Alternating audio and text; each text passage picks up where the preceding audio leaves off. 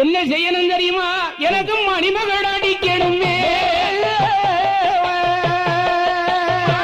நடக்கணுமே, ஓடி வந்து கை வேண்டிய ரத்தம்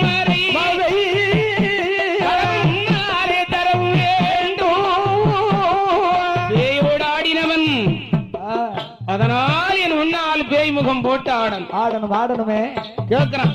ஆமா ஈசனாய் ஆண்டவன் பார்க்கலையே மகனே கணிதா, அப்பா என்னடா மோசம் பண்ணனே எப்பா இப்படி கேக்குற? உனக்கு என்னடா குறை வச்சிருக்கிறானா? சொந்தல்ல குறைவா, அலங்காரத்திலே குறைவுண்டா? இருக்கிறதா?